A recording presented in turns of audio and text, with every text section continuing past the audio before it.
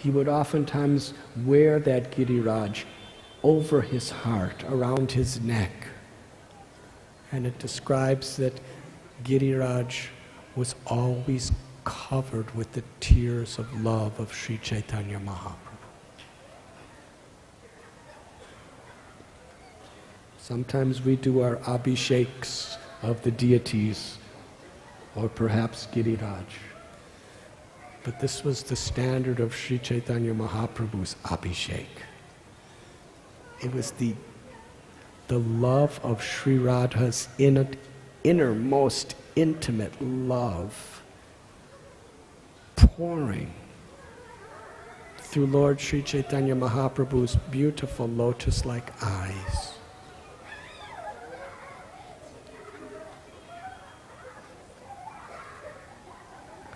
For several years, that Shila was constantly being bathed by Lord Chaitanya's tears of love, Radharani's tears of love.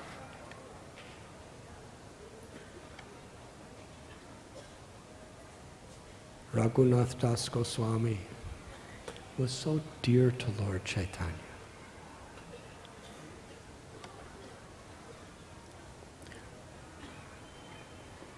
We know the story. He was born from Govardhan Majumadar, a tremendously wealthy landowner, like a king. Raghunath Das was this single heir to an incredible fortune of prosperity, power, fame, and wealth.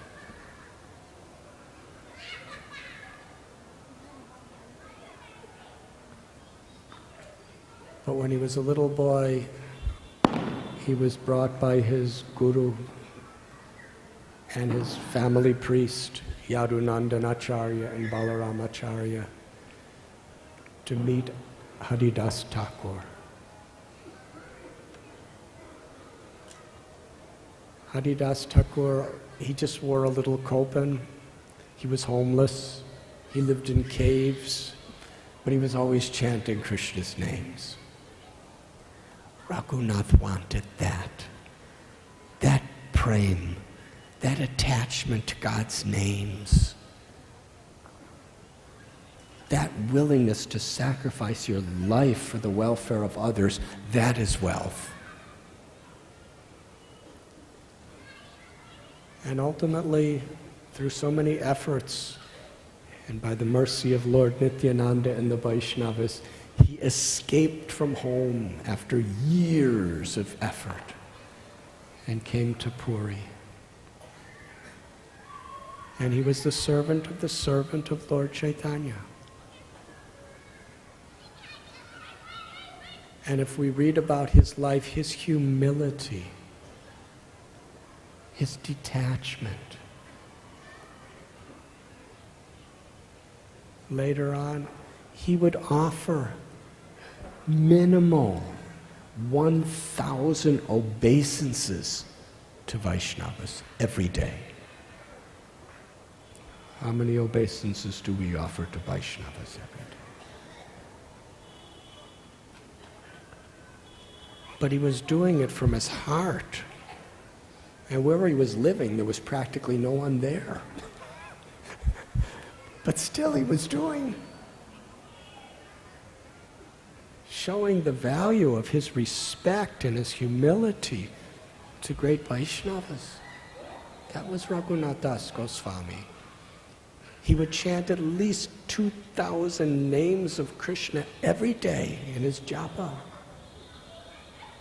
He practically gave up eating and sleeping because he just didn't have time. He was so busy doing seva. He would do Govardhan parikrama every day when he was here. But Lord Chaitanya saw his humility. He saw Raghunath Das Goswami's detachment was only to facilitate a deeper attachment to service to Krishna. And Lord Chaitanya gave him the dearmost, his dearmost Giriraj Shila, he presented to Raghunath Das Goswami.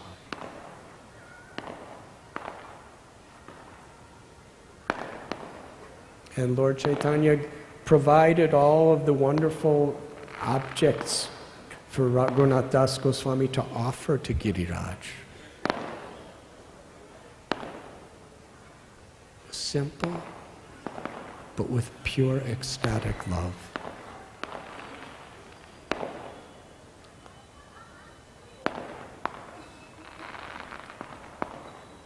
Through this example of Sri Chaitanya Mahaprabhu, we can begin to get some appreciation of where we are at Govardhan Hill.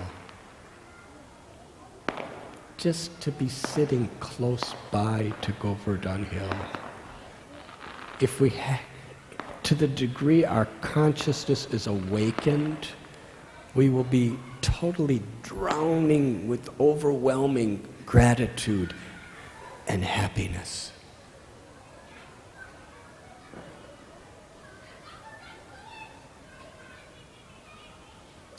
And we're begging for that state of consciousness. That's why we're here, to beg for that consciousness. And our begging is not just in our prayer. Our begging is in our prayer and in our actions and words as well.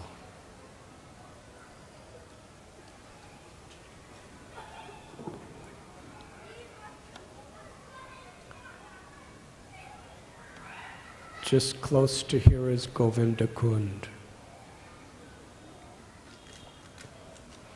Yesterday we were telling the Govardhan Leela. After Indra was humbled by Krishna,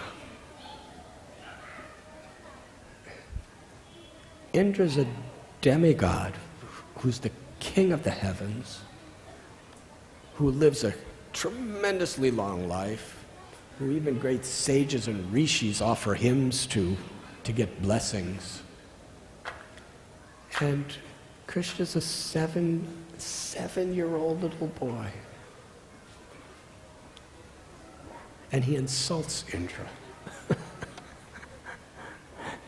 And then when Indra tries to punish, Krishna insults him even more by lifting the Govardhan Hill with the tip of his little finger of his left hand for 7 days. Indra suffered so bad.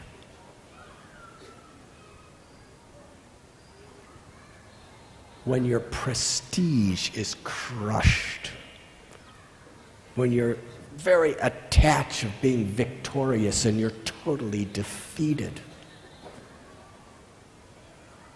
it's really, he was depressed. By modern terminology in the 21st century, we hear a lot about depression. Indra was really depressed. He lost all of his credibility. And he realized that he tried to destroy God. What a fool am I? And he knew this was going to be in the scriptures forever.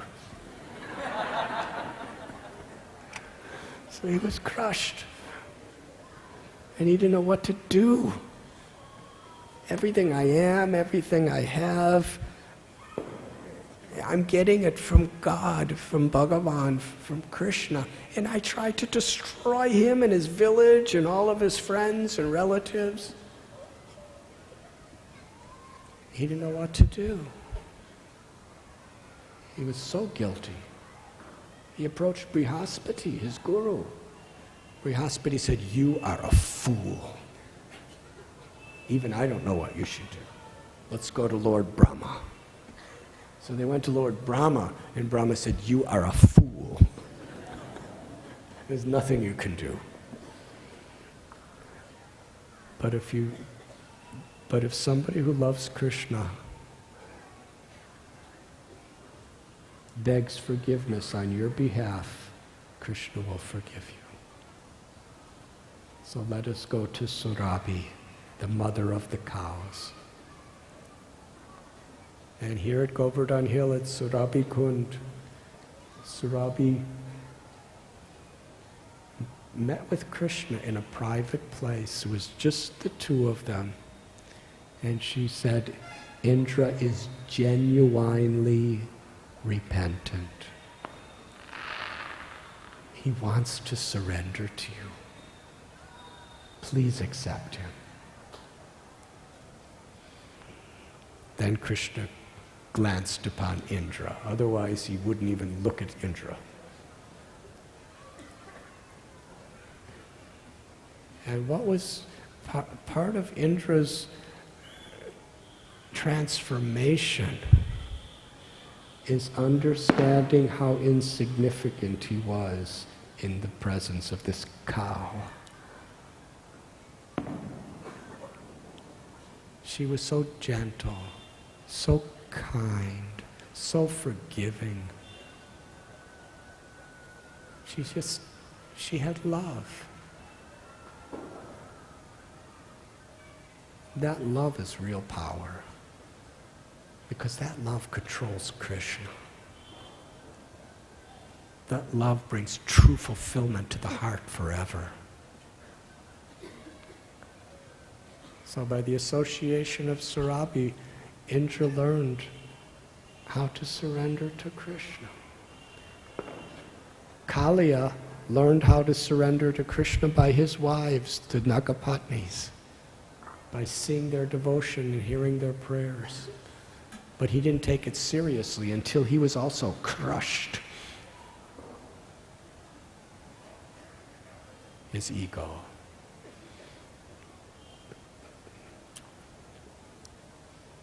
So Krishna gave Indra his full blessings and mercy.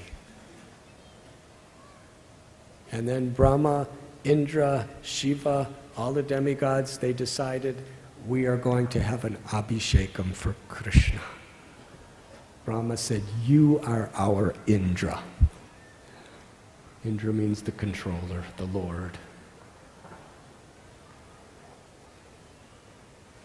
And how did that beautiful Abhishek ceremony coronating Krishna to be the very supreme, worshipable Lord and object of love for the whole universe? That's what this Abhishek was about.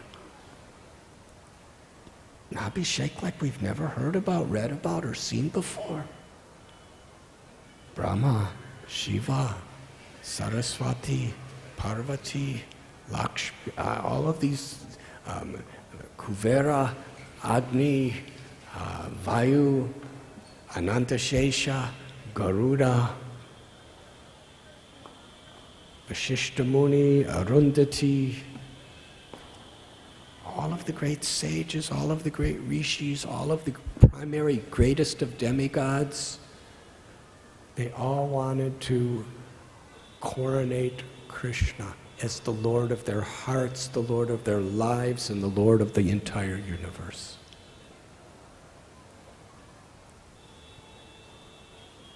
And who among them was the first to bathe Krishna? It was unanimously accepted by all. Surabhi. Not Brahma, the cow. She bathed Krishna with her own milk. What is that? Her milk is her liquid love. She's offering that to Krishna. And Krishna, every part of his body, inside and outside, is feeling the greatest ecstatic pleasure, being bathed by her love in the form of milk. You see, when we do abhishekam for our deities at home or in temples, it's not just the water that Krishna likes. It's the love in which it's offered. Patram pushpam palam toyam. If we offer water with love and devotion, that gives Krishna more happiness than anything. So, Sarabi bathed Krishna with limitless milk. And then all of the others started bathing. Indra had Airavata, his elephant, carrying huge quantities of water from the Akash Ganga, the Ganges of the heavenly worlds, and bathing Krishna.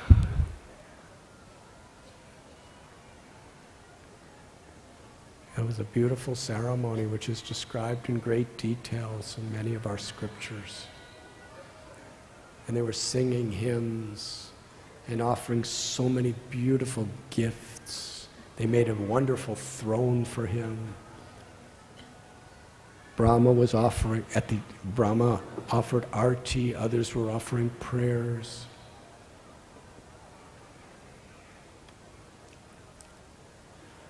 And then Krishna blessed all the devas, and they all left that place.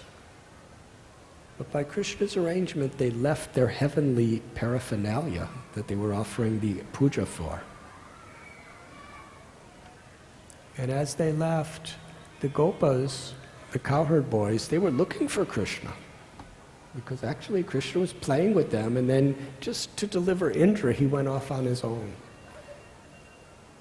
So they found Krishna sitting on this beautiful throne at Govardhan, at Govindakund, and all the wonderful substances of the Akash Ganga and the Sarabi milk and the Panchamrita and the Panchagavya that was being offered by the Devas and the Rishis is what, and every drop of that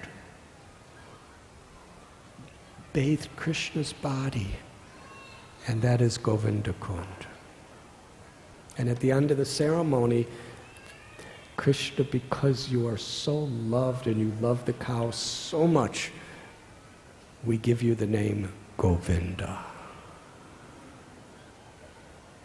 Govindakund, such a holy place. And the gopas come there and they see this kund of Abhishek water. And they see Krishna sitting on a throne, and they see all these nice, chamaras and celestial ghee lamps, and they just wanted to play, and they put Balaram next to Krishna on the throne, and they all started singing their little cowherd boy songs, which are not the demigods. They were singing with great awe and reverence. They were doing Vedic hymns, you are the supreme. And the cowherd boys, they're just doing puja to their friend, playing, just to make them happy. They're doing puja, telling jokes and everything. And the demigods heard all these little children making noise, and they came back and looked and saw them doing the arti and dancing around and puja, and Krishna and Balaram are sitting on the throne and smiling so much more than they were doing for them. And the demigods, they realized this is real love. We have love, but our love cannot compare to the gopas. Even in Vaikuntha, that love, the intimacy, the sweetness, the personal nature of the gopas and gopis of Vrindavan is unparalleled. And Nanda Maharaj and Yashoda Maya and the cowherd men and women, they were looking for Krishna and Balaram, and they heard all of a sudden, and now they see all the little children doing these artis. They said, what's happened? And Madhu Mangal said, oh, you won't believe what happened. Krishna was sitting on this throne near Govardhan, and we saw somebody with 4 heads bowing down and offering prayers, and then we saw somebody with 5 faces, and we saw this cow talking to him and offering prayers, and then there was this person with with 1,000 eyes on his body doing dandavats. And they were all singing the praises of Krishna. And then Nanda and Yashoda, a beautiful celestial voice came from the sky and said, "We, the demigods, have already proclaimed and coronated Krishna as the king of the universe.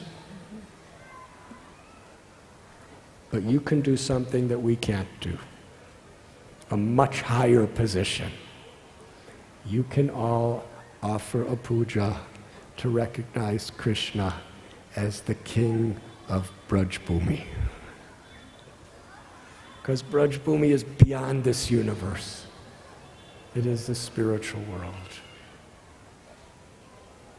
And the heart of Braj Bhumi, Giri Govardhan. We will continue just now.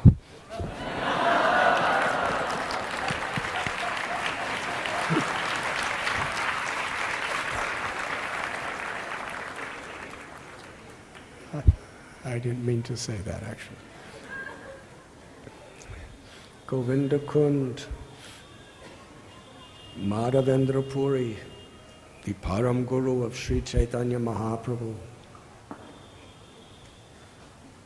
He came to Vrindavan and performed the entire Govardhan Parikrama and stopped to rest after at Govinda Kund, knowing the holiness of this place. Madhavendra Puri was so transcendentally absorbed. If he would see a dark cloud, he would fall unconscious because he would remember Krishna.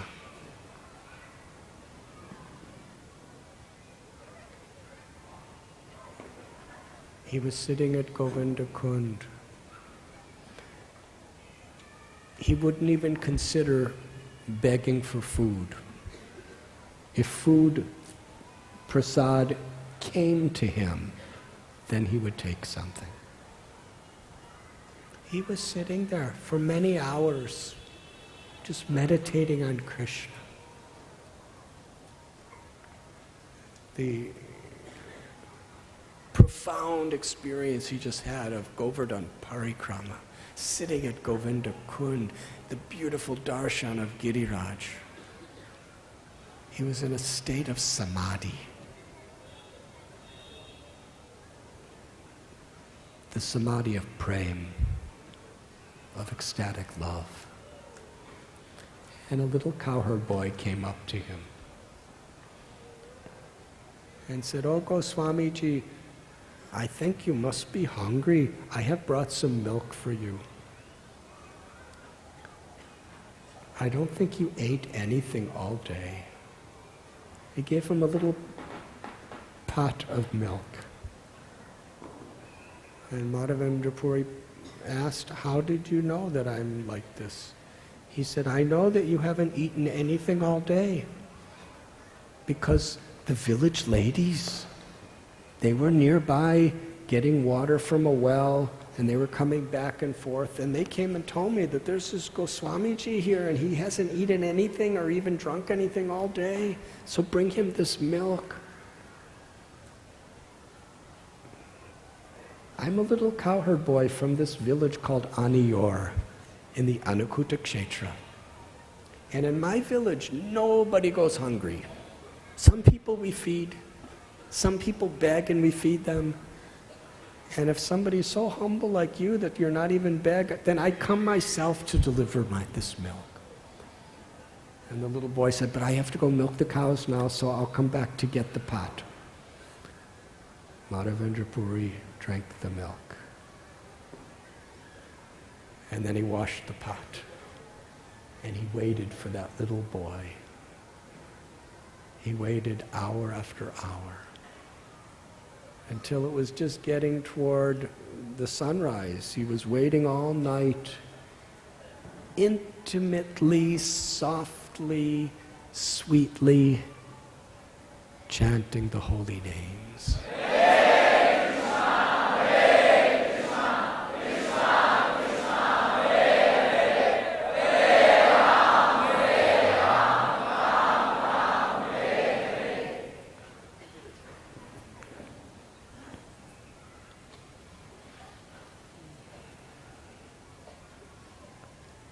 And then he dozed into a kind of sleep and had a dream. That little cowherd boy appeared before him and spoke. He said, I have been in a thick, bushy area of Govardhan. And I have been suffering due to the cold winters and the hot summers, without any food and without any water, just waiting for you. My name is Gopal. And I was living in a temple here. I was originally installed by Vajranabh long ago. But some conquerors came to invade our village. So they took me and they hid me long ago in these bushes, and everyone left in fear of their lives. My name is Gopal. I want you to bring the Brijabasis to take me out of the bushes and make a temple for me on top of Govardhan Hill.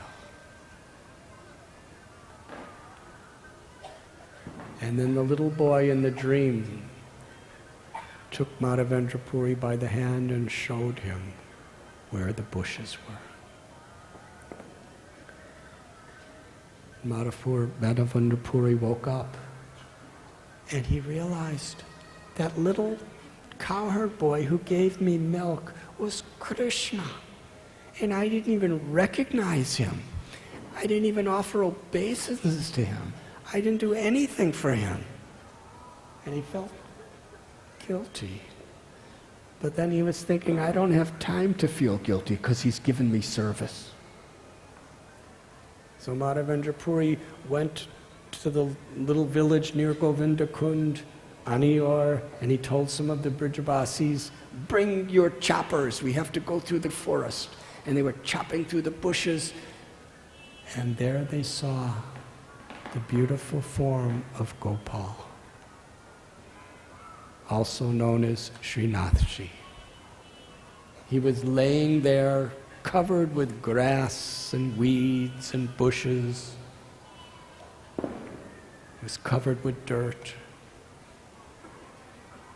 And they lifted him up and made a throne out of the stones at Govardhan Hill and placed him upon that throne. And then under Madhavendra Puri's direction, with Krishna's guidance, they bathed him with 900 pots of water from Govinda Kund.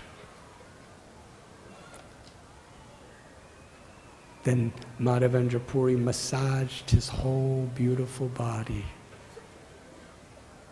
with fragrant oils that were brought for the occasion. Then they bathed him with the Panchagavya and the Panchamrita, the most auspicious substances to offer the Lord during Abhishekam.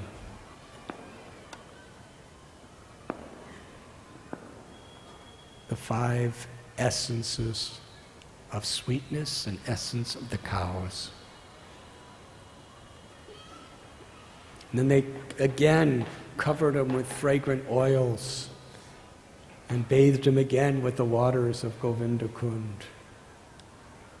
Then they dried him and covered him again with fragrant oils, and then dressed him and put ornaments on him. And Madhavendra Puri performed the arti. They made a bhoga offering were the villagers. The village of Anior, they were so excited. Everything they had in their village, they made Anakuta, mountains. Wonderful offering. And after the arti, Madhavendra Puri made sure everyone was fed sumptuous prasad to their full satisfaction. And then he made a little resting place for Srinathji Gopal. Krishna, who appeared as the lifter of Govardhan hill.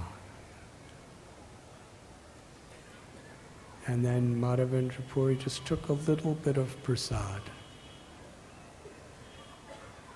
And the Brijbasis, when other villages heard about the joy and the blessing that this one village participated in, everyone was coming to Madhavendra Puri. We want to bring our entire stock of all of our food and prepare it as an anakut for Gopal. Every day, for weeks and months, all the villages of Braj Bhumi were coming one at a time with everyone of the village to chant, to dance, to cook, to offer for the pleasure of Gopal.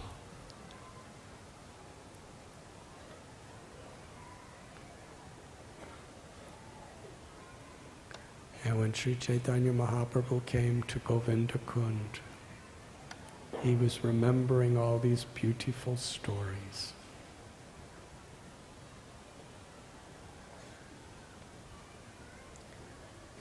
The day after tomorrow, we will perform the parikrama of Govardhan. And tomorrow I will discuss some of the places on the Govardhan parikrama.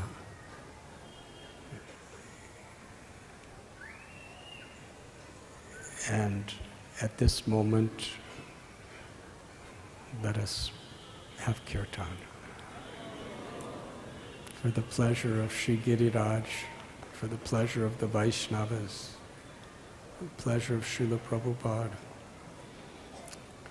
let us very blissfully dance and chant.